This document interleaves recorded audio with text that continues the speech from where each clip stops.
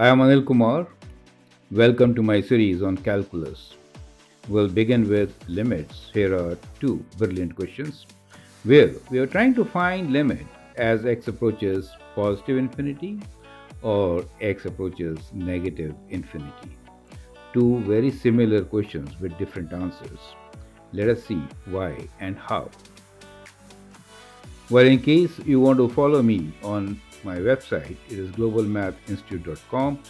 You can always send an email on globalmathinstitute@gmail.com. We have 400,000 subscribers and 17,000 absolutely free videos to follow and learn. Perfect. So let's begin with the very first one, which is limit x approaches infinity, 2x minus 3 over square root of 2x squared plus 1.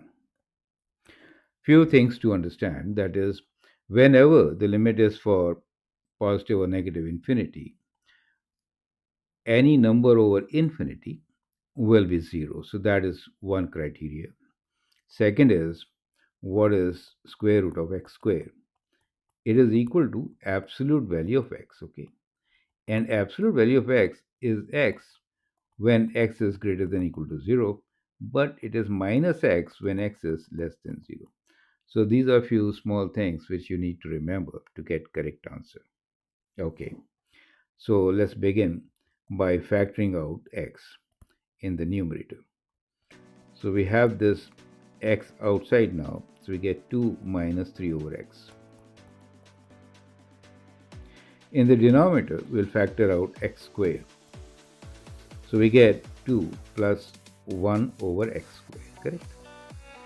As I said, when x is very, very large, the term 3 over x and 1 over x squared will be approaching 0, and therefore they can be neglected.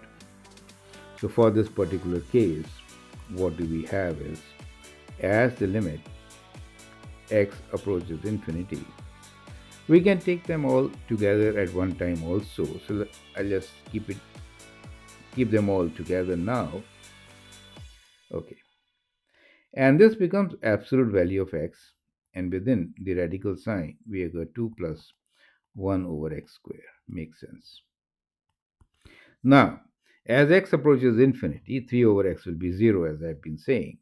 So we are only left with 2 minus 0, which is 2x, right? And in the denominator, since it is approaching positive infinity, this is positive x. And within the radical sign, we have square root 2. As you can see, x and x cancel, and we get what? We get 2 over square root of x, which basically is square root 2. 2 over square root of 2, right? And the answer is square root 2. So I hope the concept is absolutely clear and you've understood how we got this as square root of 2, right? You can now do the second part. We'll take it on a fresh page. So I hope it is absolutely clear. Now, once again, we are looking at limit, but this time it is approaching negative infinity. And the function is 2x plus 3 over square root of 2x squared minus 1. So I just change one sign. Factoring out x, so that gives you a standard way of doing things, right? So 2 plus 3 over x, and the denominator, it is x squared, 2 minus 1 over x squared, right?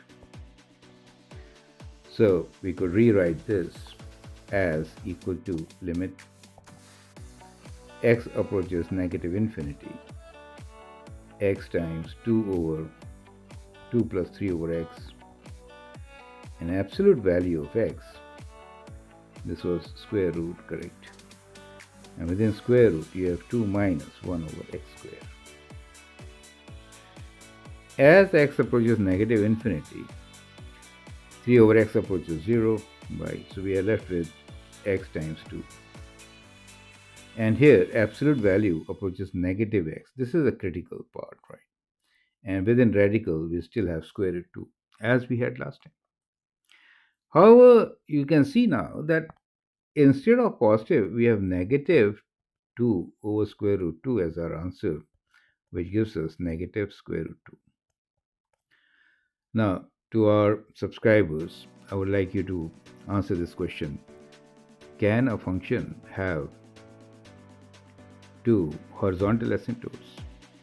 Finding limit at negative or positive infinity as x approaches negative or positive infinity is actually finding equation of horizontal asymptote. So we got equation of horizontal asymptote as plus square root 2 and minus square root 2. Two different horizontal asymptotes. So that is another learning from this particular video. I hope it all makes sense. Feel free to write your comment, share your views. If you like and subscribe to my videos, happy to it. Thanks for your valuable time and all the best.